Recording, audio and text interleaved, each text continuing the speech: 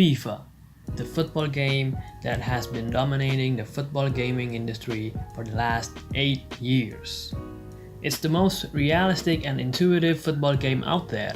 But for how long? I've been playing FIFA regularly since FIFA 10, and year after year my interest in the game has dwindled.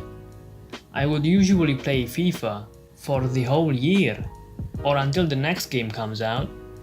But for the last few years I've only been playing FIFA for a maximum 7 months at least. And last year I was so bored with FIFA 18 I decided to try out PES instead. Which was not bad at all in my opinion.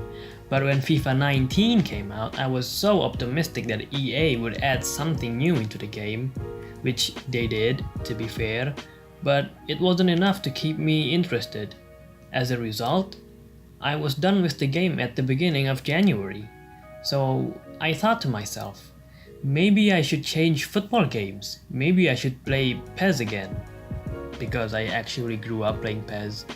So today, I want to talk about the issues with FIFA games.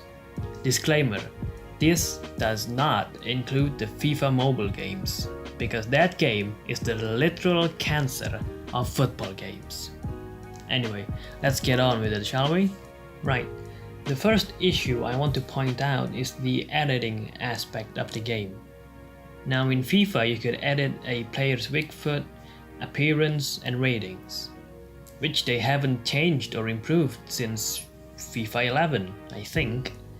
Meanwhile in PES 2007, yes, a game that came out 12 years ago, gosh aren't we old, you could do all those things and more. You could edit basically everything on a player, from their names, age, free kick styles, celebrations, physique, and so on. And you could edit basically everything on a team too, which was my favorite part of the game. You could edit the jerseys, emblems, and squad number. And last but not least, you could make your own football shoes, which was not really important but still fun. Other than that, PES have improved their editing suite, adding something new almost every game. For example, in PES 2011, you could build your own stadium. Add to that some old Konami artworks that you could put inside your stadium, and that makes everything so fun and enjoyable and somewhat nostalgic. Maybe EA could copy some of that idea to their game to make it more interesting. I mean, how cool would it be if we could edit our own Ultimate Team jerseys? That would be so cool and unique. If they announce they have that feature on the next FIFA game, which is FIFA 20, I will pre-order the game right now. Which is not possible, but EA, you can make it possible, so go do it. Okay? Add that feature right now. Do it! Second, the career mode. FIFA's career mode hasn't changed much since FIFA 12. At first you might find it interesting and would play it until the sun comes out again.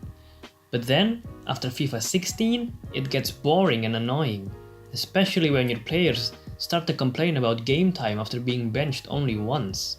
Or your star player gets homesick and wants to leave the club. And there's nothing you can do about it, absolutely nothing, and that's stupid. Meanwhile in PES, the career mode, or Master League, is far more interesting because you could create your own club and build it from the ground up. And for me, the most interesting thing is the custom Master League players. And although some people don't really like having them because they're pretty crap, they give you a bit of a challenge on your road to becoming a successful manager. Other than that, the Master League offers a lot of fun stuff since PES 2007, like the option to have a free training session with your team, or the development sheet for each player that could help you see when the player will reach the peak of his ability. And my favorite, the youth team, which is very helpful for the main team, unlike FIFA's version, where the youth players have very low ratings and are very slow to develop. And by the time they've reached their full potential, I would have been bored by the game already. And although EA have added some new features to the career mode, like the extensive training mode for the players, or the negotiation cutscene, those get old pretty fast. The last thing I want to point out is the online mode. Now hold on, I'm not gonna say that PES has a better online mode than FIFA, because it doesn't. The Ultimate Team is miles better than whatever PES has, but since the price range fiasco, things just haven't been the same. FIFA is basically as dead as Minecraft right now on YouTube. Except for maybe pack openings, which are just not that entertaining. And yes, EA did add a lot of things to Ultimate Team, like the FUT draft or the FUT champs or the squad building challenges, but with gameplay like this?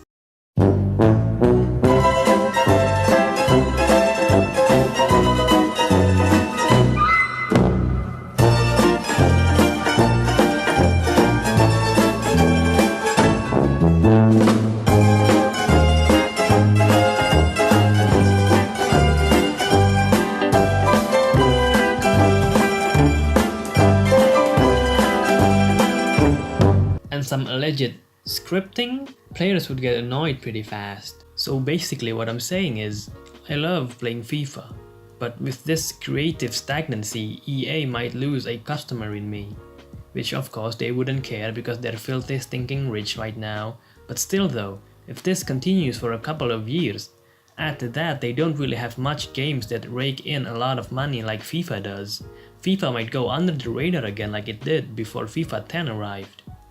Anyway, that's it from me. Hope you guys enjoyed this video. I know it's not that entertaining if you don't understand football or football games, but it's my channel, not yours, so screw you. Anyway, check out my other videos if you have time or if you want to. If you don't, then that's okay, I guess. I'm not your mom. And I'll see you asshats later.